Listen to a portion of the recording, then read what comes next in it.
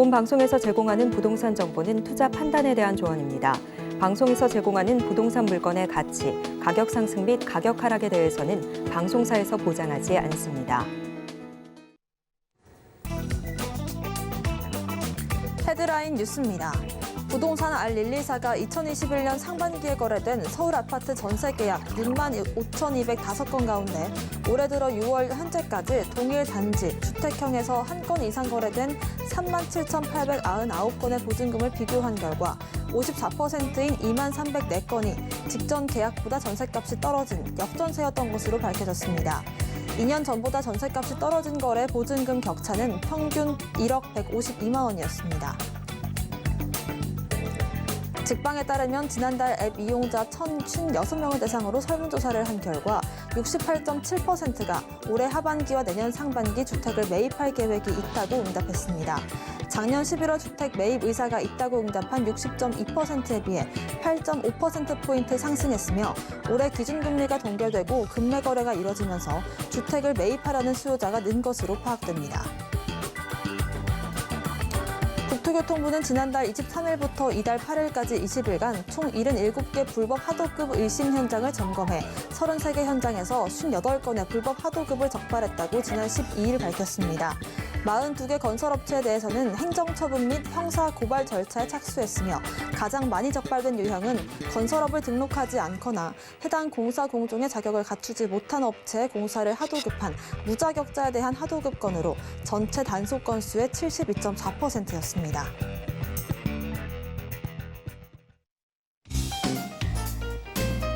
안녕하세요. 손에 잡히는 부동산 정보, 부동산 올인원 문다연입니다. 올해 상반기에 전세 계약을 맺은 서울 아파트의 54%가 2년 전보다 1억 원가량 전세값이 떨어진 것으로 밝혀졌습니다. 또 올해 하반기에는 전세값이 지금 수준에 유지한다고 해도 역전세 차익이 더 늘어날 것으로 전망이 되면서 이 집주인들이 1억 3천만 원가량의 보증금을 추가적으로 마련을 해서 기존 세입자들에게 돌려줘야 될 것으로 풀이가 되고 있습니다. 오늘도 저희 부동산 올인원 함께 하시면서 슬기로운 투자 계획들 세워보시길 바라겠고요. 부동산 관련된 궁금증 있다라고 하신다면 전화번호 02-3153-2668번, 무료 문자번호 013-3366-0110번으로 남겨주시길 바라겠습니다. 오늘 생방송은 유튜브의 서울경제TV 검색 후 실시간 스트리밍으로 함께 하실 수가 있고요. 저희가 방송에서 제공하는 정보는 전문가님들의 조언일 뿐 부동산의 가치와 수익률 보장하지 않습니다. 또 서울경제TV와 서울경제신문 당사 브랜드입니다. 최근 당사를 사칭한 피해 늘고 있다고 하니까요. 각별한 주의도 부탁드리겠습니다. 그럼 지금부터 부동산 올인원 본격적으로 시작합니다.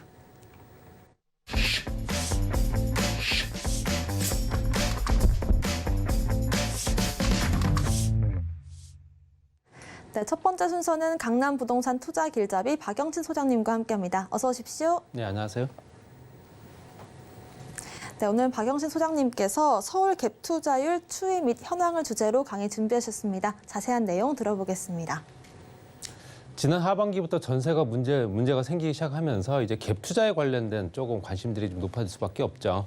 그동안 지난 몇 년 동안에 전세가가 상승을 하고 매매가 또한 같이 덩달아 오르면서 갭 투자 비율이 굉장히 높아졌었습니다. 특히 이제 서울 지역 같은 경우는 내 집 마련할 수 있는 뭐 비중이 실질적으로 이제 내가 살지는 않더라도 당장 어느 정도는 이제 소액을 가지고 투자할 수 있는 여건이 됐었기 때문에 갭 투자 비율이 굉장히 높아졌던 게 사실이죠. 그렇지만 지금 같은 현재 상황에서는 전세 기피 현상이 더욱더 심화될 테고요. 그렇다 보니까 당연히 갭 투자가 조금 더 실제로 어려운 상황이 됐다라고 말씀드릴 수 있고요. 갭 투자율의 변동치, 갭 투자하는 비율입니다. 갭 투자 비율이 얼마가 되느냐 봤을 때 전체적으로 이제 우리나라 통계를 보게 되면 2019년도와 2020년도에 매매 가격이 조금 저점이었던 시기였습니다. 이때가 아무래도 조금 금융위기라든가 여러 가지 상황들이 있었기 때문에 그때 상황에서 실제적으로 이제 매매 가격이 저점이다 보니까 실제적으로 갭 투자율 비율은 조금 떨어졌다가 다시 2020년도, 21년도에 매매 가격이 조금씩 오르기 시작을 하면서 갭 투자율이 올라갔습니다. 당연히 실제적으로 내가 이걸 사게 되면 가격도 오를 테고 전세가도 뭐 전세도 내가 빼주는데 문제가 없으니 당연히 어느 정도 투자 비율도 높아질 수밖에 없지 않겠냐라고 해서 그 현재 상태가 쭉 유지가 되다가 2022년도 시점부터 갭 투자율이 떨어지기 시작했죠. 왜냐하면 그때 당시에 전세 사기, 빌라왕 뭐 이런 얘기가 나오기 시작하면서 전세 관련된 피해자들이 속출을 하다 보니 당연히 전세를 기피 현상들이 그만큼 높아졌던 거고 2년에 한 번씩 이사를 다녔던 사람들도 전세가는 당연히 2년 있다가 다시 조금 올려줘야 되는 거라고 당연시하게 생각을 했었는데 이제는 그렇게 할 수가 없는 상황이 됐고 거기에 따라서 전세를 피하면서 다시 월세로 가거나 차라리 매매로 가거나 이런 형태로 갔던 형태들이 이루어지면서 갭 투자율이 떨어진 거죠. 투자 비율이 떨어지다 보니까 실제적으로 내 집 마련뿐만 아니라 전체 투자 비율, 특히 이제 소액으로 투자할 수 있는 빌라들 이런 지역들의 투자들이 많이 현재 낮아진 건 사실입니다. 그렇지만 지금 현재 다시 조금씩 분위기는 살아나고 있기 때문에 여러 가지 여건들이 조금 더 이제 전세가 좀 안정이 되고 그러면서 가격이 다시 원점으로 또 회복될 시기가 분명히 올 거다라고 말씀드리고 싶고요.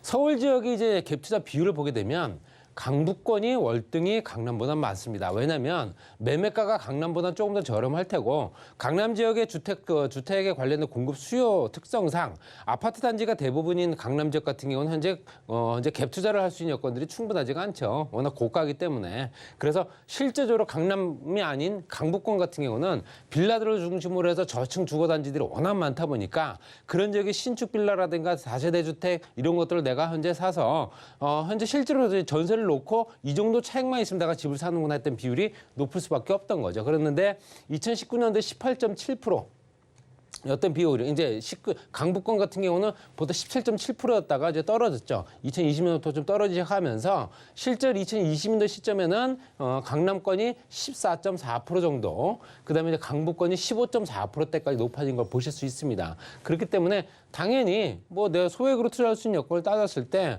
뭐 이 정도가 소액이지 않느냐 생각하는 비중이 강남보다 강북이 더 월등히 많기 때문에 그럴 수밖에 없고요. 강남권 실제로 2022년도 1월 달부터 2023년 올해 4월 달까지 딱 봤을 때도 강남권, 강북권 할 거 없이 전부 다 떨어진 건 사실입니다. 이게 전체적으로 영향을 다 미쳤기 때문에 뭐 전세 시장이 뭐 어느 지역만 국한된 게 아니고 강남, 강북 어느 지역에다 영향을 더 많이 받느냐 그 문제겠지만 실제로 강남도 영향을 받은 건 사실이고요. 그래서 강북 지역이 더욱더 타격이 더 컸던 건 사실이고요. 비율이 높다 보니 당연히 빼줄 수 있는 돈들이 그만큼 모자랐던 사람도 많았던 거죠. 그래서 현재 자치구별로 보게 되면 현재 강북권 평균이 2021년도 기준으로 봤을 때 12.2% 정도, 투자하는 비율을 따졌을 때 갭 투자 비율이 12.2%였다가 2022년도에 15.4%대까지 높아졌고요. 그게 지금 현재 9.6%대까지 떨어진 겁니다. 뭐 당연한 결과일 수밖에 없는 거고요. 보게 되면 중구라든가 도봉구, 성북구, 노원구, 성동구, 마포구 뭐 이런 지역들이 대부분 다 투자처로 현재 유명한 지역이다 보니 강북 지역이 보니까 이런 지역도 투자를 많이 했었고요. 근데 광진구라든가 용산구, 서대문구까지도 현재 실제로 현재 영향력도 많이 번지고 있었던 상황이지만 그래서 실제적으로 전세가 갭 투자 전세를 이용한 갭 투자 비율은 현재 거의 10%대 미만으로 떨어진 건 사실이고요. 강남 같은 경우는 보통 대부분 다 송파, 강동, 동작, 강남, 서초, 강서 이렇게 연결될 수 있는데 이런 지역들도 대부분 다 13.5%, 14.4%, 올해는 현재 9.7%대까지 떨어진 거 보실 수 있습니다. 그래서 전체적으로 보게 되면 현재 거의 10%대 미만으로 다 떨어졌다. 그렇기 때문에 당연히 갭 투자 비율이 그만큼 낮아진 수치를 보게 되면 그만큼 전세 시장이 그만큼 불안정하다라고 얘기할 수 있는 거고요. 그 불안정한 것만큼 당연히 피해자들도 많이 속출할 수밖에 없었던 부분이죠. 그럼으로 인해서 집값보다 전세가가 더 비싼 깡통 전세가 되는 경우가 많습니다. 보통 전세가율, 주택담보대출이나 전세보증 집값의 80% 이상을 차지한다. 이게 80%라는 게 굉장히 여러 가지 여건상 지역마다 좀 다르긴 하지만 서울 지역 같은 경우는 대부분 강북 지역들의 80에서 거의 90%대가 육박하는 경우도 있었습니다. 굉장히 비정상적인 현재 형태였었기 때문에 내가 10%만 있으면 이 집을 살 수 있는 여건이 되기 때문에 당연히 쉽게 구입을 할 수 있었다라는 얘기겠죠. 그렇지만 전체적으로 봤을 때 매매가가 떨어지거나 전세가가 이제 실제적으로 그만큼 유지가 안 되게 되면 역전세가 되는 거죠. 전세가가 더 높은 겁니다. 매매가보다. 그렇기 때문에 당연히 실제로 또 그만큼 내가 현재 전세를 놨던 그 수요가 이 금액에 들어올 수 있는 수요가 또 지금 현재 상황에서는 그만큼 또 수요가 많이 또 부족한 상황이 되다 보니 이렇게 전세 보증을 보장받기 어렵다 보니 올해 현재 실제적으로 깡통 전세를 좀 보게 되면 강서구부터 해서 서울 전체 26.9% 정도 되고요. 그다음에 강서구, 도봉구, 금천구, 은평구가 가장 높은 거로 보실 수 있습니다. 그만큼 이쪽 지역이 말씀드린 대로 저층 주거단지가 워낙 많고 밀집된 지역이다 보니까 내 집 마련하기가 참 수월했습니다. 예전에 플랜카드 같은 거 보기는 500만 원 가지고 내 집을 산다 뭐 이런 것들도 굉장히 많았던 걸 보시게 되면 여러 가지 여건상 손쉽게 구입한 만큼 그만큼 대가를 치르지 않았나라고 말씀드리고 싶고요. 또 이제 갭 투자를 할 수밖에 없었던 이유 중 하나가 물론 대출을 끼고 사게 되면 더 좋겠지만 대출을 받게 되면 당연히 월세를 놓을 수밖에 없기 때문에 대출 이자와 또 금리가 또 높아지다 보니 대출 이자를 감당을 하게 되면 실제로 월세 받는 수익보다도 높기 때문에 재미가 없는 겁니다. 그래서 현재 갭 투자 쪽으로 많이 이제 생각을 했던 부분이죠. 남의 돈을 빌리지 않고 어쨌든 남의 돈이긴 하지만 레버리지 효과를 이용해서 현재 전세금을 이용한 투자라 이걸 갭 투자를 많이 성행을 했었는데 우리가 생각하는 전세 보증금, 전세가가 높은 부분에 따라서 임차인이 내는 전세 보증금의 매매가 일부가 되는 거고요. 거기에 매매가, 현재 실제 갭이라고 하는 자본 금액은 이게 비율이 얼마가 되냐 아까 말씀드렸지만 뭐 7대3이냐 6대4냐 뭐 이렇게 형태로 보이지만 보통 통상 우리나라 전체적인 전세가 비율은 전세가를 60에서 70% 최대 70% 정도가 넘지 않는 게 가장 좋다라고 하는 부분입니다. 그래서 60% 70%대가 돼야 어느 정도는 실제적으로 어느 정도 전세가 유지가 되고 전세가 유지되는 것만큼 현재 피해자도 덜할 수 있다는 얘기지만 그렇지 못했기 때문에 이런 형태가 현재 실제적으로 전세 보증금을 지불하지 못하는 경우가 많을 수밖에 없죠. 그래서 지역별 전세가를 보게 되면 전국의 72.3%고요. 수도권 지역이 66.6%, 비수도권이 70.7%. 그렇지만 이게 최근 3개월 연립 다세대 같은 건 조금 더 높습니다. 최근 3개월 기준 보게 되더라도 조금씩 높아진 상황이고요. 거기에 연립 다세대 같은 경우는 거의 80에서 한 78%대까지 높아져 있는 상황이다 보니까 여러 가지 여건상 현재 저가로 내가 투자를 해서 내 집을 마련할 수 있는 여건이 되지 않겠냐라고 생각해서 무턱대고 집을 샀던 사람들이 전세금을 빼주지 못하고 또 현재 실제로 분위기 좋고 시장 좋았을 땐 뭐 기업체라든가 법인을 만들어서 대량으로 매입을 한 후에 정말 시세 차익 얼마 안 주고서 집을 구입한 후에 전세로 현재 그 나머지 금을 충당을 했던 부분들이 지금 현재 문제가 생겼던 겁니다. 그래서 여러 가지 여건상 이런 것들은 대부분 다 조금 현재 열악한 지역뿐만 아니라 조금 저평가된 지역들, 서울 지역 중에서는 강북 지역들, 인천이라든가 경기라든가 이런 지역들, 외곽 지역들이 더욱더 그 비중이 높을 수밖에 없다라고 말씀드릴 수 있고요. 갭 투자 같은 경우는 이제 정리를 해서 말씀드리면 전세가율이 높은 지역은 내가 사기가 정말 쉽습니다. 이거 소액 투자 가능하죠. 매매가 한계 부딪힌 지역이다라고 얘기할 수 있습니다. 왜냐하면 전세가가 높아지는 것만큼 매매가를 밀어올릴 수 있는 여건들이 충분하지 않기 때문에 매매가에는 한계에 도달한 거고 거기에 턱 밑에까지 전세가가 쫓아온 거죠. 그렇다 보니까 당연히 매매 수요보다는 임대 수요가 높은 지역들이 많습니다. 이런 지역들. 그리고 또 서울 지역 강북권이 대부분이다. 뭐 90% 이상 차지했던 지역도 지금 현재는 그렇지는 않지만 90% 이상까지 차지한 지역도 있다라고 얘기하는 거고요. 공급량 증가라든가 수요 감소 이런 형태로 현재 전세 수요가 확 줄어들어 버리면 문제가 생기는 겁니다. 가격이 떨어질 수밖에 없는 거고요. 그 돈을 빼주지 못하는 경우고요. 그래서 소액 투자는 가능하지만 향후 투자 가치까지도 흔들릴 수 있는 여건이 된다라는 겁니다. 그렇지만 전세가율이 적정 가격이나 낮은 지역이 있습니다. 대부분 다 강남 지역입니다. 보통 60에서 70% 이 정도 볼 수 있는데요. 소액 투자는 불가능하죠. 내 돈이 많이 들어가니까. 내 돈이 많이 들어가 자기 자본이 많이 들어가기 때문에 이건 갭 투자라고 볼 수 없다. 차라리 이 돈 같은 경우는 강북에 있는 선호기를 살 수 있다라고 또 생각할 수도 있기 때문에 임대가가 매매가를 쫓아가지 못하는 경우죠. 이런 지역은 실질적으로 매매 수요가 더욱더 많은 지역일 수 있습니다. 어떻게 수요 측면에서만 보게 되면 전세 가격이 낮은 게 아니겠죠. 어떻게 보면 매매가가 높기 때문에 전세가 낮은 게 아니라 매매 가격 상승률이 더 높은 겁니다. 매매가 상승률이 더 높다 보니까 전세를 실제로 전세가가 밀어올리는 형태가 아니라 전세가를 현재 끌어당기는 그런 형태가 될 수밖에 없기 때문에 어느 정도 안정적이다. 이런 지역이 대부분 다 강남권이 대부분 다 차지한다라고 말씀드릴 수 있고요. 강남권 같은 경우는 추가 공급 물량의 한계가 있죠. 당연히 집을 지을 수 있는 공간도 부족하고 그렇다 보니까 매매 전세 가격이 동반 상승했던 경우도 있었습니다. 지금 현재는 가격이 조금 더 보합이나 유지가 되고 있는 상태지만 그나마 강남 지역은 좀 유지가 되고 있는 상황이다라고 말씀드릴 수 있고요. 갭 투자는 어렵지만 오르지만 향후에 가치 상승 여건은 충분하다. 기회만 되면 가격 오를 수 있는 여건이 충분하기 때문에 우리가 투자 여건으로만 보고 투자처로만 생각했을 때 내 돈이 얼마가 들어가느냐 이걸 계산을 또 할 수밖에 없겠지만 그렇다고 해서 무턱대고 소외로 투자해서 피해를 볼 수 있는 여건들 나도 피해자가 되는 거고요. 임차인도 피해자가 되는 겁니다. 여러 가지 여건들을 봤을 때는 갭 투자가 소액으로만 할 수 있다라고 여건을 따졌을 때는 그게 무턱대고 좋을 수는 없다라고 생각하기 때문에 좋은 지역의 투자처를 한번 올 하반기에 한번 생각해 보시는 게 낫지 않을까 이렇게 정리하겠습니다. 네, 갭 투자가 어떤 건지부터 어떻게 하면 현명하게 투자를 할 수 있을지 그 지역과 방법을 중심으로 설명을 해주셨습니다. 이어서 박영식 소장님의 양도세와 종부세 등 각종 세무 상담을 진행할 예정인데요. 자세한 일정과 예약 문의 02-3153-1668번 통해서 주시면 1:1 대면 상담과 세미나 함께 하실 수가 있습니다. 계속해서 박영식 소장님의 부동산 정보 체크 만나보겠습니다. 네, 첫 번째 지역은요, 바로 서울시 강남구 역삼동입니다. 2호선 역삼역 역세권에 위치한 분리형 1.5룸 구조 오피스텔이고요. 시세는 3억 2,500만 원에서 4억 6,500만 원으로 예상되고 있습니다. 네, 첫 번째 지역 강남구 역삼동입니다. 자세한 입지부터 알아보실까요? 테헤란에 위치해 있고요. 전철역은 역삼역과 강남역 이용하실 수 있습니다. 도보로 한 3분 정도 거리고요. 그리고 현재 신분단선 연장선도 개통이 됐기 때문에 유동인구와 생활인구가 워낙 많은 지역이죠. 또 대기업들이 중간에 테헤란로 주변에 즐비합니다. 롯데라든가 삼성이라든가 현대라든가. 국제로 복합지구 현재 한창 조성 중인 삼성역 그 주변이 엄청나게 현재 개발이 되고 있는 상황이다 보니까 그 개발 효과들이 그대로 테헤란로 연결되는 지역이고 또 소형 오피스텔도 굉장히 수요가 또 많은 지역입니다. 젊은 직장인들이 워낙 많다 보니까 그럴 수밖에 없고요. 또 강남역을 이용하는 지하철 승하차 인원들 우리가 생각하는 생활인구라고 합니다.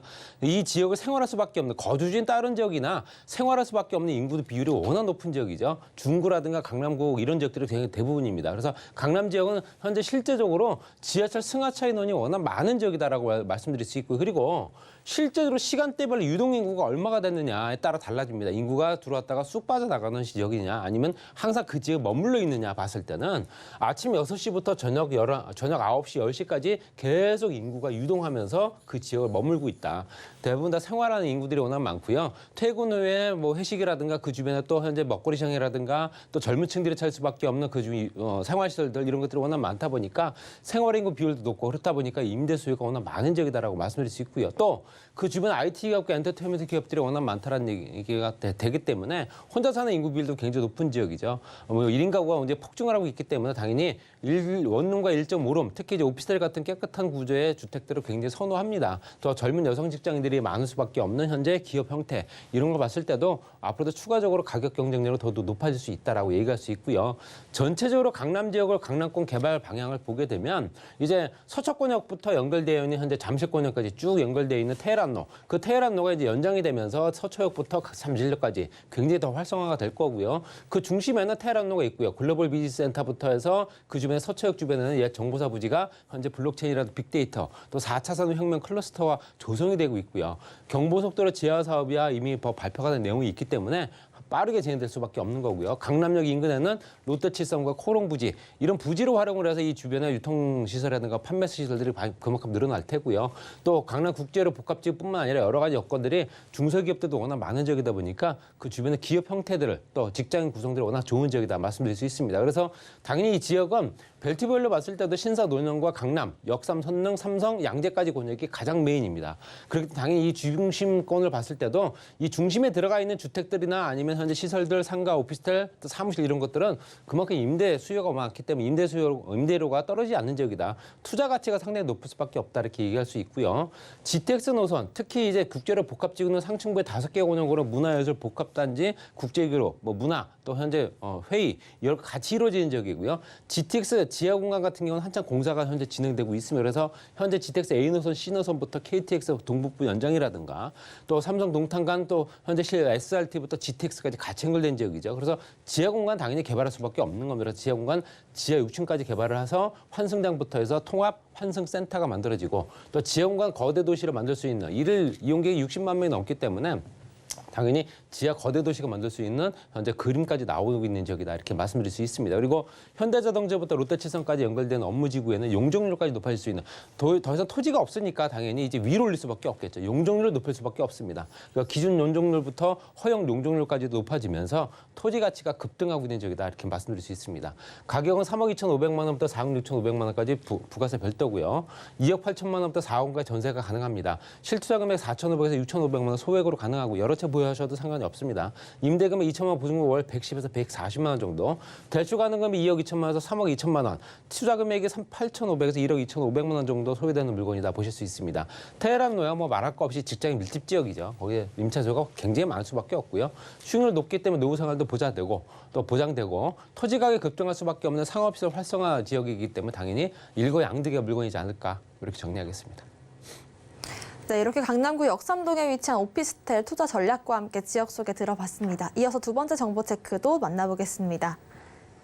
소장님의 두 번째 지역은 서울시 서초구 서초동입니다. 2호선과 3호선 이용할 수 있는 교대역 역세권에 위치한 투룸 구조 다세대 주택이고요. 시세는 5억 4,500만 원에서 6억 8,500만 원으로 예상되고 있습니다.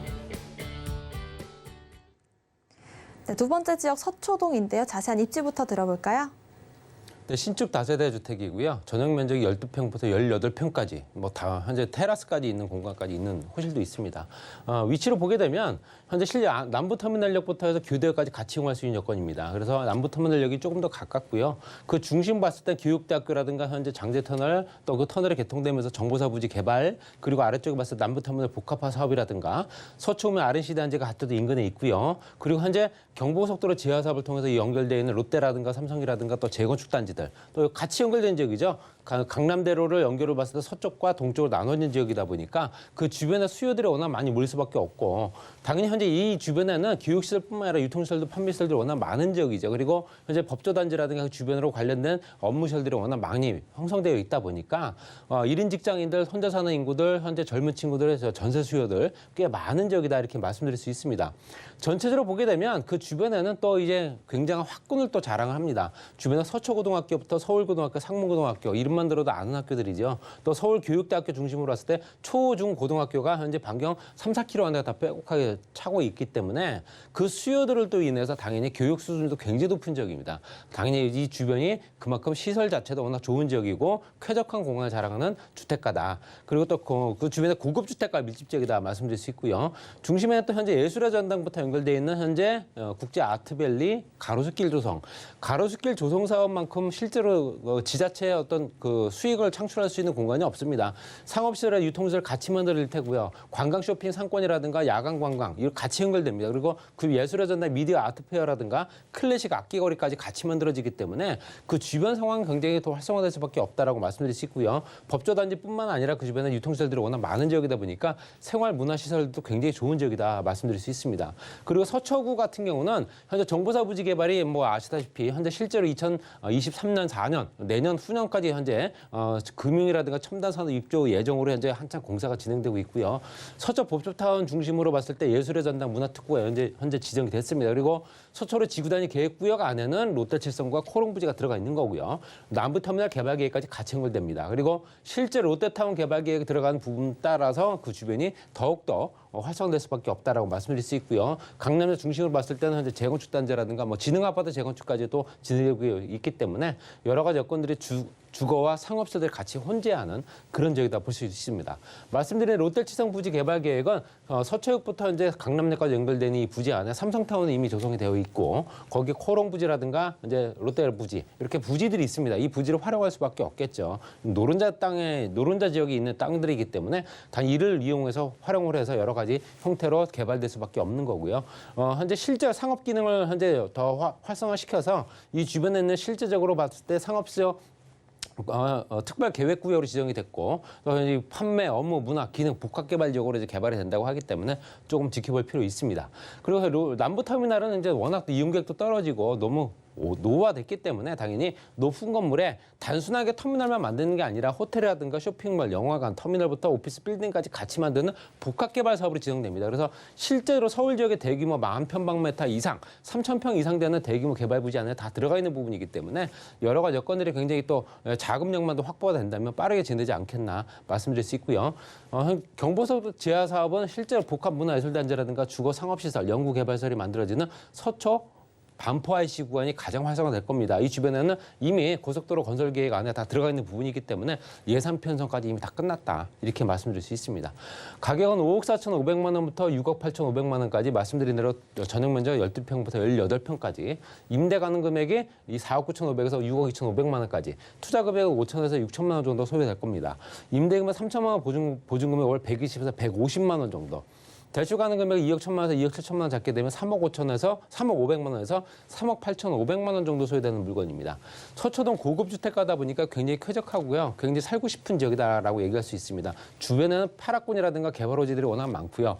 희석성 높은 우수한 입지에 평지형 건물에 또 앞에 도로가 현재 거의 한 12m 도로 되거든요. 그러니까 보유와 거주를 통해서 탁월한 재테크까지 가능한 신축 다세대 주택이다.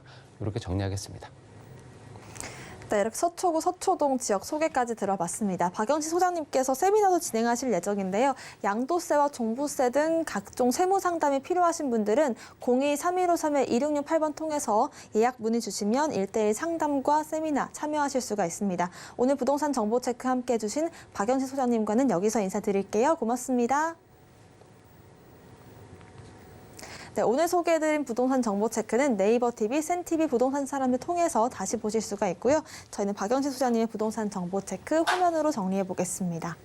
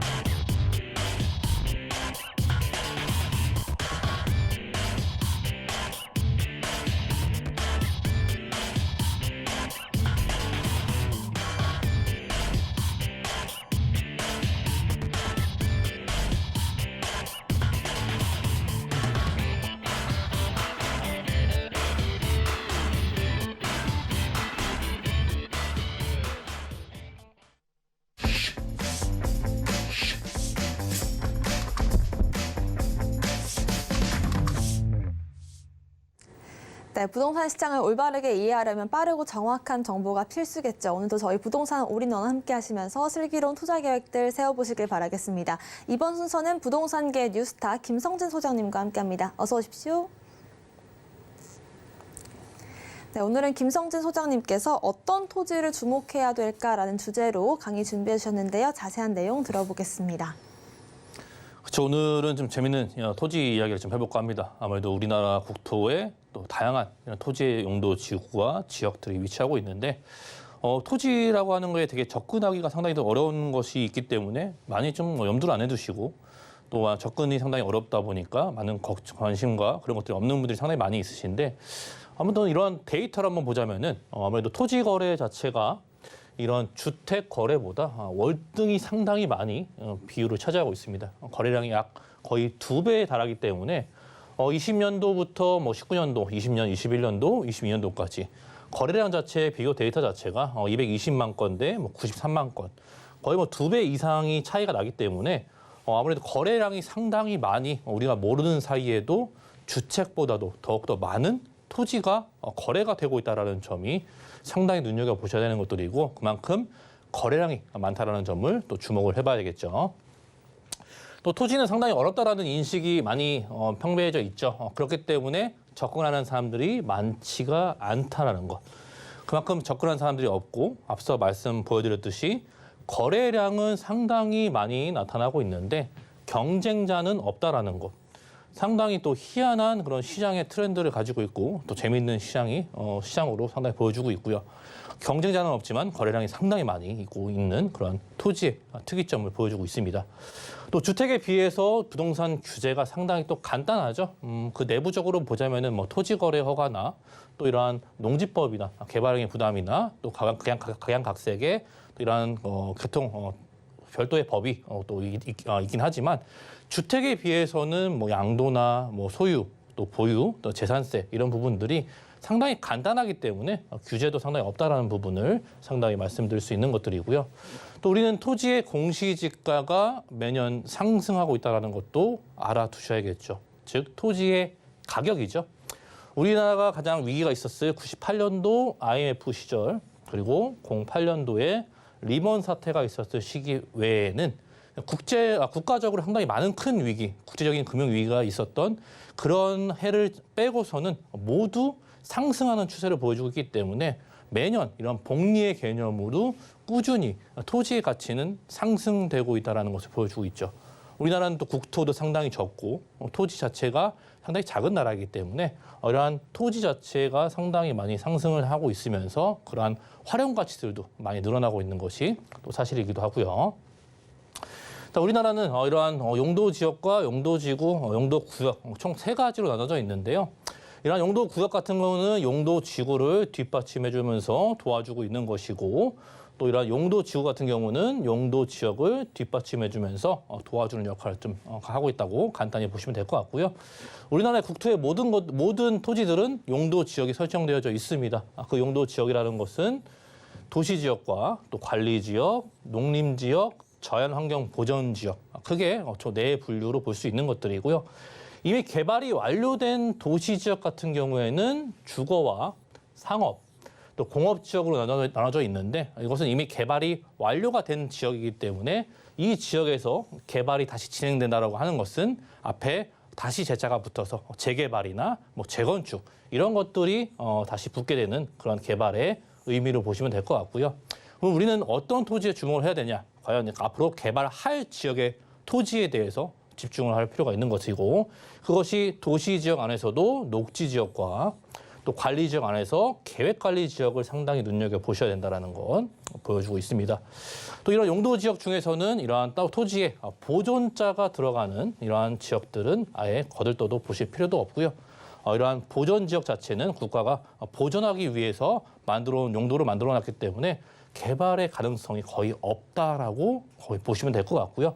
그러면 우리는 이 도시 지역에서 녹지 지역과 또 관리 지역에서 계획 관리 지역 이 두 지역에 상당히 집중을 할 필요가 있다는 것의 결론이 나오게 되는 것이겠죠. 즉 주목할 토지는요. 도시 지역에서는 자연 녹지 지역, 또 관리 지역에서는 계획 관리 구역에 대해서 상당히 우리는 눈여겨 보셔야 되는 것들이고요. 아무래도 계획 관리 구역이 활용도가 상당히 높습니다. 건폐율 자체가 40%가 되기 때문에 그만큼 100평이라는 토지에서 40평에 대해서 건축을 할 수 있는 면적이기 때문에 활용도 면에서는 상당히 또 좋은 그런 토지의 용도를 갖고 있고요. 도시 지역은 이런 자연 녹지 지역이지만 즉 도시 지역에 편입이 되어 있기 때문에 이 자연 녹지 지역이라는 것 자체가 시가지의 무분별한 이러한 개발을 막고자 이러한 앞으로 이것이 주택을 지을 수 있는 토지로 개발할 수 있는 지역이라는 것을 의미를 하고 있고요. 이미 자연 녹지 지역으로 막아놨지만 결국에는 이 지역도 개발을 해야 되는 도시 지역 안에서 개발을 해야 되는 지역으로 묶어놓은 지역이기 때문에 도시 지역에서는 자연 녹지 지역, 또 관리 지역 안에서는 계획 관리 지역을 상당히 많이 눈여겨 보셔야 되는 것들이에요. 또 요즘에 경기권에 상당히 많이 이러한 계획 관리 지역들이 인기를 또 붐을 얻으면서 뭐 평택이나 또 용인 쪽 라인들, 뭐 처인구, 진접 이런 라인들이 이제 도로의 개발들을 따라서 같이 이익이 되면서 상당히 가파르게 토지의 가치가 상승된 부분도 보여주고 있죠. 대부분 다 계획 관리에 속해져 있는 토지라는 것을 말씀드릴 수 있을 것 같고요. 또 개발 제한 구역이 해제가 되고 있는 지역도 상당히 또 중요합니다. 이 자연녹지 지역, 도시구역 안에서도 이 개발 제한 구역이 상당히 많이 묶여져 있는데 그러한 지역들의 녹지 지역이 상당히 많기 때문에 녹지 지역에서도 자연 녹지 지역 그런 지역들이 앞으로 향후 개발 제한 구역이 해제가 되고 또 그린벨트가 풀리게 되면서 새로운 개발할 수 있는 토지로 변하기 때문에 그러한 것들의 용도 변경으로 인해서 가치가 상당히 많은 이런 재평가를 받을 수 있는 요건들을 가지고 있는 토지라는 것이겠죠. 그 주변에 신도시랄지 대형 재개발에 인접한 지역이랄지 또 인프라가 확장이 되기 때문에 이런 대형 개발과 함께 신도시가 만들어짐으로 인해서 그만큼 인프라의 사업들도 확장이 되고 그 주변 지역으로 많은 거주 인구가 거주를 하기 때문에 이런 인프라 확장을 통해서 그 주변 지역에 이러한 사례들도 많이 찾아볼 수 있는 것들이겠죠. 뭐 1기 신도시나 2기 신도시도 다 비슷한 이러한 사례들로 엮여졌기 때문에 그 주변 지역들의 토지가 상당히 많이 가치가 상승된 것들 보여주고 있습니다. 즉 반경 5km나 10km 이내에도 충분히 가능합니다. 10km 이내에 개발 호재가 얼마나 많이 있는 지역이냐, 또 개발을 얼마나 하고 있고 도로가 확장이 되고 이러한 개발 호재와 더불어서 IC나 또는 산업단지, 주택단지, 주택단지가 또 신도시겠죠. 이런 신도시 자체가 만들어진다는 것은 또 학교와 함께 연관이 되기 때문에 이런 학군과 주택단지, 산업단지, 또 IC, 도로의 확장, 이러한 개발들이 진행되고 있는 주변 토지의 자연녹지 지역과 또 개발 계획 구역을 굉장히 많이 주목해볼 필요가 있다. 이렇게 오늘 토지에 대해서 우리가 어떤 토지를 주목해야 되는지 이쯤에서 정리하도록 하겠습니다. 네, 이렇게 부동산 시장이 반등 조짐을 보이고 있는데 우리가 토지를 주목해야 되는 이유와 함께 어떤 토지들을 눈여겨봐야 되는지 5가지 포인트로 잡아주셨습니다. 김성진 소장님께서 무료 세미나도 좀 진행하실 예정인데요. 부동산 고수들의 현 시점 투자법이 궁금하신 분들은 02-3153-2668번 통해서 무료 세미나 참여 신청 주시길 바라겠습니다. 이어서 부동산 정보 체크도 만나보겠습니다. 김성진 소장님의 첫 번째 지역은 고양시 덕양구 효자동입니다. 송추 IC에서 차량으로 5분 거리, 반경 10km 이내에 창릉 신도시 등이 입지한 토지고요. 시세는 25억 원으로 예상되고 있습니다. 네, 덕양구 효자동에 위치한 토지입니다. 자세한 입지부터 알려주실까요?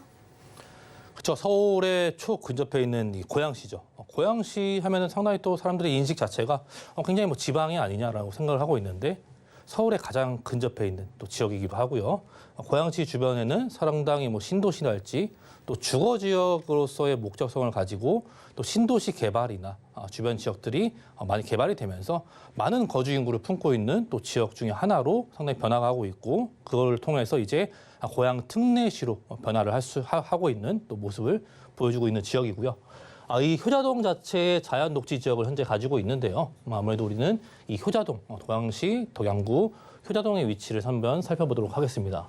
아무래도 위쪽으로는 이 송추 IC가 기다리고 있고요. 송추 IC의 도로변을 따라서 상당히 아래쪽으로 내려오다 보면은 양주 장흥지구나 지축의 삼송지구, 즉 스타필드도 위치하고 있는 대형의 주거 지역이 또 위치하고 있고요. 또 아래쪽에는 은평 뉴타운과 함께 창릉 신도시의 개발 계획도 기다리고 있죠.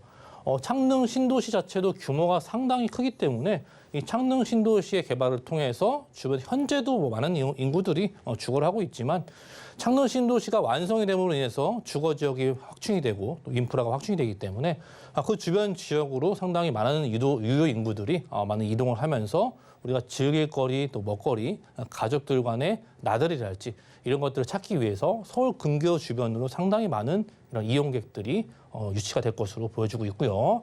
그만큼 은평 뉴타운이나 아래쪽 향동지구나 덕은지구 맨 아래 한강권까지도 거의 반경 10km 이내에 위치하고 있기 때문에 주변에 좌측으로는 이러한 많은 주거 지역들이 개발이 진행이 되고 있고요.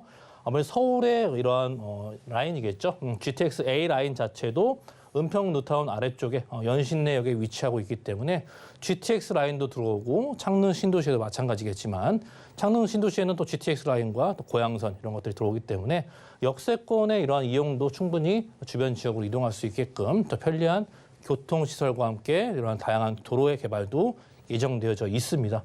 또 아래쪽으로는 CBD 업무지역, 종로의 CBD 업무지역까지도 충분히 가까운 거리에 위치하고 있기 때문에 주변 지역의 업무지구랄지 또 주거 지역들, 또 토지의 가치가 가장 중요한 것은 이제 주변에 주거 지역이 얼마나 위치하고 있고 주변에 유효 인구와 거주 인구가 얼마나 많이 있느냐도 중요한 타점이기 때문에 그런 것들을 말씀드릴 수 있는 것들이고 또 이러한 북한산 자락을 지나서 아무래도 우측으로는 이제 수도권 제일 순환 고속도로를 타고 간다면은 바로 이 노원의 재건축 이슈와 학원가들이 즐비하고 있는 지역들과지도 상당히 가까이에 위치하고 있기 때문에 서울의 동부권 또 서부권 그 사이에 위치한 이 효자동의 위치 자체는 북한산을 끼고 있고 주변에 수렵한 이러한 자연 환경들이 이러한 자연 환경들은 돈으로 살 수 없는 그런 가치를 제공해주고 있기 때문에 이런 공공재 성격의 그런 사업들이 상당히 눈에 띄게 많은 그 사업들이 진행을 할 수 있는 부분들을 체크해둘 수 있는 것 같습니다.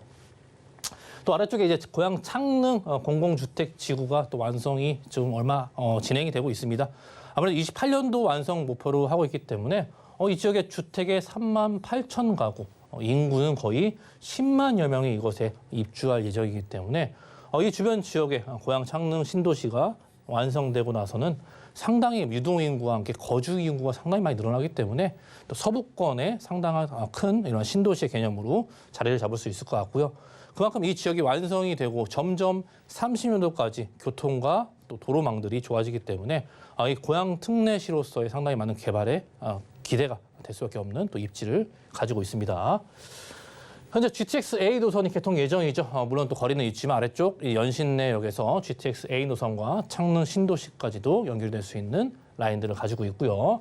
거기에 고양선, 고양시청에서 세전역까지 연결이 되지만 결국에는 이게 고양선 자체가 서북선과도 연결이 되기 때문에 앞으로 이 서울대, 관악구 서울대 입구까지 연결이 되는 연장이 되는 부분을 체크할 수 있는 것 같고요. 현재 백석에서 서울 문산간 고속도로나 제2자유로의 도로 등 도로 연결망들도 총 5개가 자체가 라인이 도로가 새롭게 또 연결이 되고 있고요. 삼성 원흥지구 연계한 제조랑 R&D 기반의 자적 도시로서의 변화가 계속 이루어지고 있기 때문에 주변 지역에 이렇게 계속적인 개발과 또 입주와 또 안정적인 받침을 해줄 수 있는 거주 인구가 늘어나고 있다는 점은 상당히 희소식으로 볼 수 있는 것들이겠죠. 창릉 신도시가 만들어지면서 창릉천의 정비 사업이랄지 도시 숲과 또 호수공원이 조성이 되고요.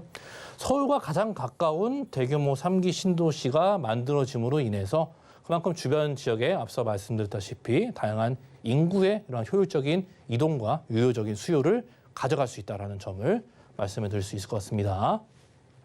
자, 금액 자체가 현재 25억 원 선에 현재 금액이 나와져 있고요. 평형으로 말씀드리자면 한 800평이 좀 넘는 규모입니다. 이 800평 규모가 충분히 넘기 때문에 800평 초반의 규모를 가지고 있고요.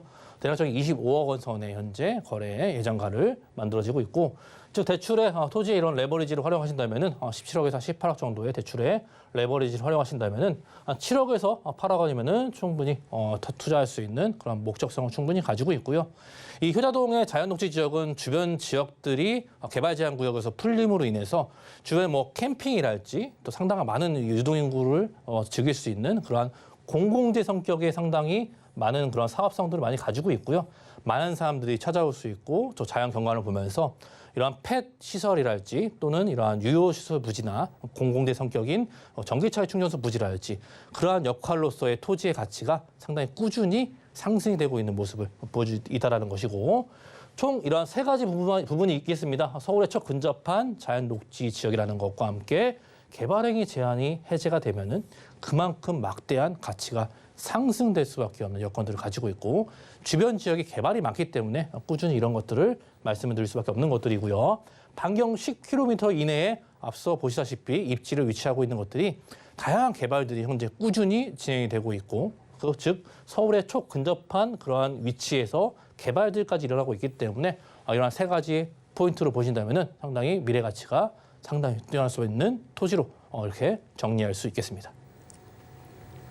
네, 고양시 덕양구라고 한다면 서울에서 가장 인접한 경기권이라고 할 수 있겠는데요. 자세한 투자 전략까지 세워봤습니다. 이어서 2번째 정보 체크도 만나보겠습니다.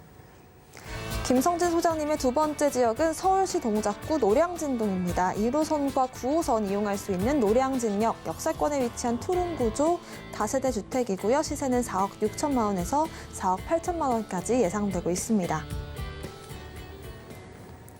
네, 2번째 지역으로 노량진동 살펴보겠습니다. 자세한 입지부터 알려주시죠. 요즘 언론에 상당히 또 핫플레이스가 되고 있는 동작구 노량진동이죠. 노량진동의 위치는 흔히 많은 우리가 서울의 3도심이죠. 용산과 또 영등포, 여의도 그리고 우측에는 강남의 3구가 위치하고 있죠. 강남과 서초가 위치하고 있고요. 그 사이에 위치한 동작구 노량진동입니다. 지도상에 보시다시피 한강변을 끼고 있고요. 용산과 여의도, 강남의 이러한 3대 핵심 도시의 그 사이에 위치하고 있기 때문에 여의도랄지 또 용산이랄지 강남 3구랄지 다양한 업무처들이 있는 곳으로 이동성도 상당히 확보를 잘해주고 있고 그러한 주거의 목적성이 뛰어나게 나타나고 있는 또 입지를 충분히 또 가지고 있습니다. 이 노량진 자체가 주변에 개발들도 많지만 이 지역에 현재 실제로 가보신다면 지도상에 사진상에 보시다시피 엄청난 이런 노후도를 보여주고 있습니다. 만약에 불이 나게 되더라도 소방처가 진입할 수 없는 그런 사도랄지 도로의 필지나 접두율 이런 것이 상당히 열악하기 때문에 주차 부분도 상당히 열악한 부분을 보여주고 있고요. 이러한 빨간 벽돌집이 무수히 많이 밀집해져 있고 이 지역은 특히 많은 이러한 사업체들이 슬럼화를 겪으면서 현재는 이제 많은 소유주들이 슬럼화를 겪으면서 앞으로 이 지역에 많은 개발의 압력이 올 수밖에 없는 것들이고요.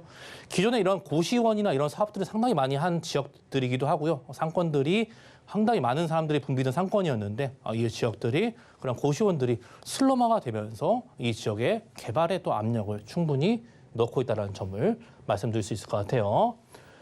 이 노량진역이죠. 노량진역은 9호선과 또 1호선, 앞서 말씀드린 서부선이 자체가 개통을 통해서 앞으로는 트리플 역세권으로 변모할 수 있는 핵심 지역으로 변할 수밖에 없는 것들이고요. 아래쪽에 이 노량진 뉴타운이 개발이 진행이 너무나 잘 되고 있죠. 아무래도 1구역부터 7구역까지 현재 많은 지역들이 이러한 개발을 통해서 재개발을 통해서 탈바꿈 변신을 상당히 준비를 하고 있고 우측에 위치한 이 마지막 남은 노량진 역세권에 위치한 노량진도는 앞으로 이 예전에는 상권들이 상당히 많이 활기를 찾았고 유동인구가 상당히 많이 많았던 지역들인데 현재는 앞서 말씀드렸듯이 슬럼화가 되면서 많은 사람들이 많이 없어지고 있고 이러한 소유주는 상당히 많은 대지 지분을 갖고 있지만 이런 그만큼 많은 사업성이 상당히 좋은 지역으로 평가가 되고 있기 때문에 이 지역을 상당히 눈여겨보셔야 된다는 점을 말씀드리고 있습니다. 또 노량진 자체가요 4년 이내에 신축된 아파트가 없는 신축 불모지라는 점도 상당히 주목해 볼 필요가 있는 것들이고요. 한강 라인에 따라서 이렇게 마지막 남은 이러한 노후도된 지역들은 노후도가 상당히 뛰어나기 때문에 앞으로 노량진 뉴타운 이후에 추가적으로 진행된 노후도된 지역이기 때문에 영등포의 신길 뉴타운이나 영등포 뉴타운처럼 그런 흡사한 모습을 상당히 보여주고 있다는 점이 상당히 고무적으로 보여주고 있습니다. 자, 노량진역에 이제 서부선이 추가 확정이 되면서 앞서 말씀 보여드렸듯이 트리플 역세권으로 변신을 하게 되고요.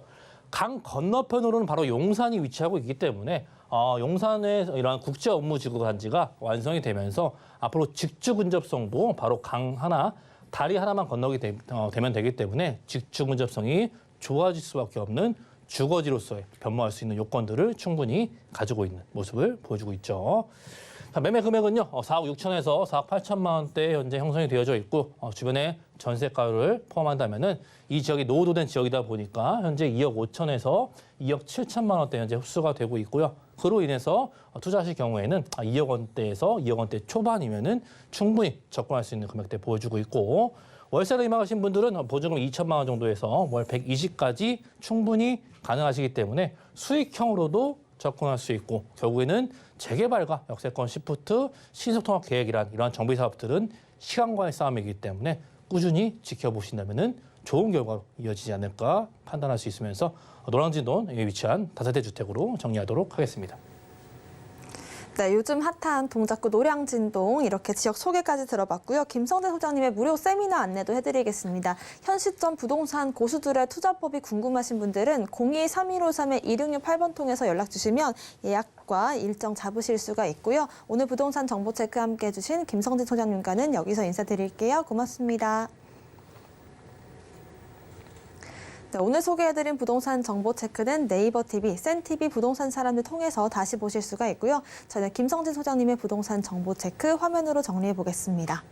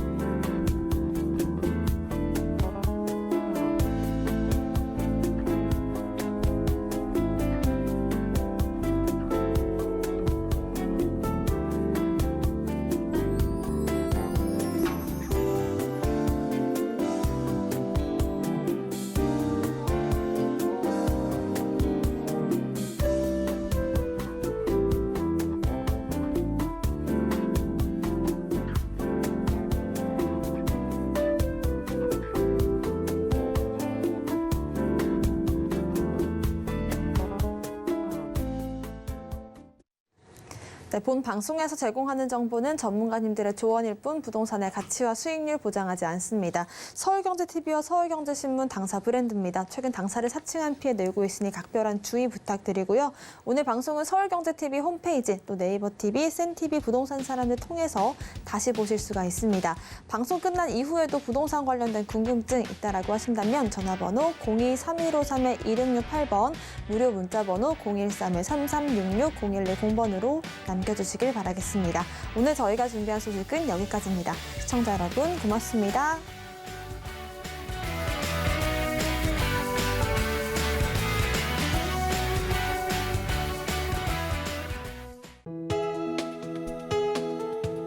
본 방송에서 제공하는 부동산 정보는 투자 판단에 대한 조언입니다. 방송에서 제공하는 부동산 물건의 가치, 가격 상승 및 가격 하락에 대해서는 방송사에서 보장하지 않습니다.